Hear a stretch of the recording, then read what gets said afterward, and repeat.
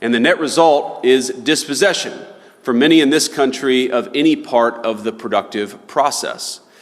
And when our factories disappear and the jobs in those factories go overseas, American workers are faced not only with financial insecurity, they're also faced with a profound loss of personal and communal identity. And so to come full circle on this tension, alleged tension between the populace and the techno-optimists, I can understand a reaction of skepticism when we talk about the revolutionary potential of new invention and artificial intelligence and all the other incredible technologies that you guys are working. But I think that tension is a little overstated. And so I'm going to come back to what's sort of dividing some of the tech optimists and the populists on our side. I think the populists, when they look at the future and when they compare it to what's happened in the past, I think a lot of them see alienation of workers from their jobs, from their communities, from their sense of solidarity. You see the alienation of people from their sense of purpose. And importantly, they see a leadership class that believes welfare can replace a job and an application on a phone can replace a sense of purpose. I remember a Silicon Valley dinner in particular back when I was in my tech days, where my wife and I were sitting around talking to some of the leaders of the important technology firms of the United States, and this was probably in 2016 or 2017. And I was talking about my real worry that we were heading in a direction where America could no longer support middle-class families working on middle-class wages. And importantly, that even if you had enough economic dynamism to provide the wealth to ensure those people could, afford to buy a house and afford their food and so forth, that even if you replaced the financial element of their jobs, you would destroy something that was dignified and purposeful about work itself. And I remember one of the tech CEOs who was there, CEO, you would know his name if I mentioned it. He was the CEO of a multi-billion-dollar company. He said, well, I'm actually not worried about the loss of purpose when people lose their jobs. And I said, okay, well, what do you think is going to replace that sense of purpose?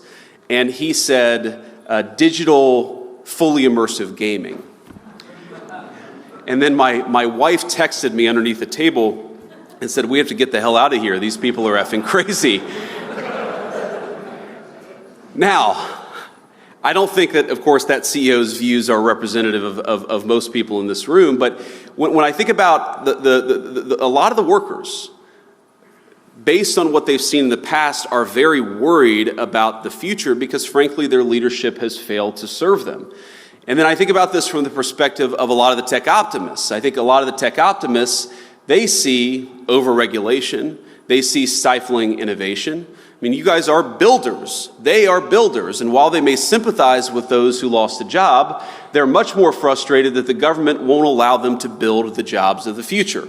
And they know that as hard as it is to build a business in digital media, it's still harder to build one in robotics or life sciences or energy in what we call the world of atoms. They see a government that makes their lives harder, and they must trust anyone who looks to that government for aid. And what I'd propose is that each group, our workers, the populists on the one hand, the tech optimists on the other, have been failed by this government. Not just the government of the last administration, but the government in some ways of the last 40 years. Because there were two conceits that our leadership class had when it came to globalization. The first is assuming that we can separate the making of things from the design of things. The idea of globalization was that rich countries would move further up the value chain while the poor countries made the simpler things. You would open an iPhone box and it would say designed in Cupertino, California. Now the implication, of course, is that it would be manufactured in Shenzhen or somewhere else. And yeah, some people might lose their jobs in manufacturing, but they could learn to design, or to use a very popular phrase, learn to code. But I think we got it wrong. It turns out that the geographies that do the manufacturing get awfully good at the designing of things. There are network effects, as you all well understand. The firms that design products work with firms that manufacture. They share intellectual property, they share best practices, and they even sometimes share critical employees. Now, we assume that other nations would always trail us in the value chain, but it turns out that as they got better at the low end of the value chain, they also started catching up on the higher end. We were squeezed from both ends. Now, that was the first conceit of globalization. I think the second is that cheap labor is fundamentally a crutch, and it's a crutch that inhibits innovation. I might even say that it's a drug that too many American firms got addicted to. Now, if you can make a product more cheaply, it's far too easy to do that rather than to innovate. And whether we were offshoring factories to cheap labor economies or importing cheap labor through our immigration system, cheap labor became the drug of Western economies. And I'd say that if you look in nearly every country from Canada to the UK that imported large amounts of cheap labor, you've seen productivity stagnate. I don't think that's not a total happenstance. I think that the connection is very direct. Now, one of the debates you hear on the minimum wage, for instance, is that increases in the minimum wage force firms to automate. So a higher wage at McDonald's means more kiosks. And whatever your views on the wisdom of the minimum wage, I'm not going to comment on that here. Companies innovating in the absence of cheap labor is a good thing. I think most of you are not worried about getting cheaper and cheaper labor. You're worried about innovating, about building new things, about the old formulation of technology is doing more with less. You guys are all trying to do more with less every single day. And so I'd ask my friends, both on the tech optimist side and on the populist side, not to see the failure of the logic of globalization as a failure of innovation. Indeed, I'd say that globalization's hunger for cheap labor is a problem precisely because it's been bad for innovation. Both our working people, our populists, and our innovators gathered here today have the same enemy. And the solution, I believe, is American innovation. Because in the long run, it's technology that increases the value of labor. Innovations like the American system and the interchangeable parts revolution it sparked, or Ford's moving assembly line that skyrocketed the productivity of our workers. That's how American industry became the envy of the world. And that's what I really want to talk about today, why innovation is key to winning the worldwide manufacturing competition, to giving our workers a fair deal, and to reclaiming our heritage via America's great industrial comeback. And I believe that's what we're on the cusp of, a great American industrial comeback. Because innovation is what increases wages. It's what protects our homelands, and I know we have a lot of defense technology companies here. It's what saves troops' lives on the battlefield. And I know everyone here today largely agrees. It's why we have some of the greatest inventors and thinkers in energy, precision machining, countless critical high-value industries just in this room. And I think the other thing that unites all of you is that you're builders. And I use that word deliberately. I was very moved by Mark's manifesto from a few years ago about America. We are a nation of builders. We make things. We create things. Each of you came to this summit not because you developed some flash-in-the-pan application, but because you're building something very real. You're raising new factories, you're turning profits back into R&D, and you're creating new, good-paying jobs for your fellow Americans. And this is why I'm such huge fans of yours, of Ben's and Mark's, and of the entire endeavor. And that we recognize now in our administration is the time to align our work interests with those of all of you. It's time to align the interests of our technology firms with the interests of the United States of America writ large. Now, all of you, in your own ways, have answered that call. After all, there's nothing forcing anyone to be in the room today. Each one of you could have set up headquarters in Southeast Asia or China, I'm sure, and you would have done quite well for yourselves financially. But you're here, I hope, because you love your country. You love its people and the opportunities that it's given you, and you recognize that building things, our capacity to create new innovation in the economy, cannot be a race to the bottom. Now, America's not going to win the future by ditching child labor laws or paying our workers less than Chinese or Vietnamese laborers. We don't want that, and it's not on the table. We can only win by doing what we always did, protecting our workers and supporting our innovators, and doing both of those things at the same time.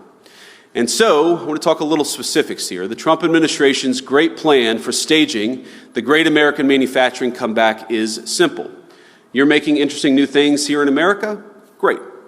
Then we're going to cut your taxes, we're going to slash regulations, we're going to reduce the cost of energy so that you can build. Our goal is to incentivize investment in our own borders, in our own businesses, our own workers, and our own innovation. We don't want people seeking cheap labor. We want them investing and building right here in the United States of America. And so if you'll allow it, I'd like to talk about a few ways that the Trump administration is already pursuing a pro-innovation economy that allows our workers to thrive and our companies to outcompete their foreign peers.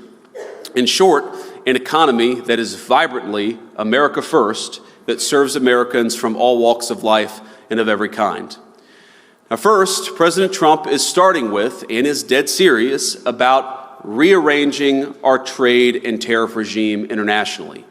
We believe that tariffs are a necessary tool to protect our jobs and our industries from other countries, as well as the labor value of our workers in a globalized market. In fact, combined with the right technology, they allow us to bring jobs back to the United States of America and create the jobs of the future. Just look in the past few months at the auto industry as an important example. When you erect a tariff wall around a critical industry like auto manufacturing, and you combine that with advanced robotics and lower energy costs and other tools that increase the productivity of U.S. labor, you give American workers a multiplying effect. Now that, in turn, allows firms to make things here at a price-competitive basis. Our president gets that, which is why last month we posted 9,000 new auto jobs after many, many years of stagnation or even decline in the auto sector. It's why, just weeks in, we already have new plant or production announcements from Honda, from Hyundai, and Stellantis worth billions of dollars and thousands of additional jobs on top of the ones that were already created. Now this takes work. It took, in the president's first term, the president ripping up NAFTA and creating a new U.S. deal for American manufacturers in North America. But there's important work, and we're going to do it. Now, second, all of this is why the president is approaching the issue of illegal immigration as aggressively as he has, because he knows that cheap labor cannot be used as a substitute for the productivity gains that come with economic innovation. And so we've cracked down on illegal immigration at the border, where the results speak for themselves. Last month, migrant crossings were down 94% to their lowest number all time, and that happened just in 2 months of serious border enforcement. Thanks to President Trump's leadership, last month, for the first time in over a year, the majority of job gains went to American citizens born on U.S. soil, and that's important. For the first time in over a year, the majority of job creation actually went to American citizens. The third, this administration is focused on reducing our input costs for our manufacturers and for everybody else.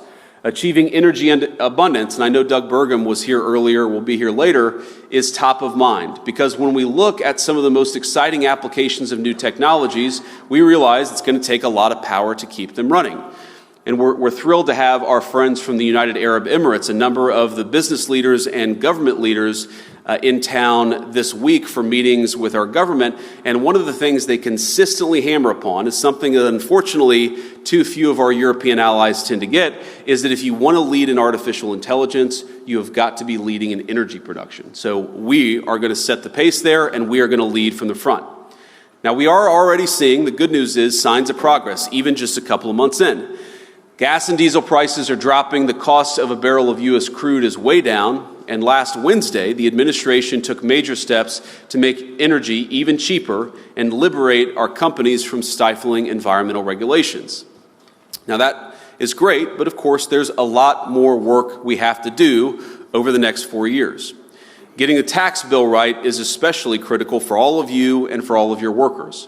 We know how important it is to restore 100% bonus depreciation for capital investments, as well as full expensing for R&D. Again, we want people to invest in America, and we're going to make sure the tax code reflects that.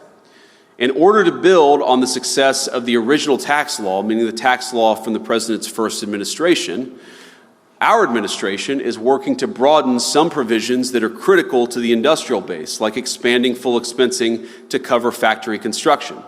For business owners, including manufacturers, making the 2017 tax cuts permanent will provide further confidence and predictability to invest in new technology and equipment, hire more American workers, and grow all of your businesses.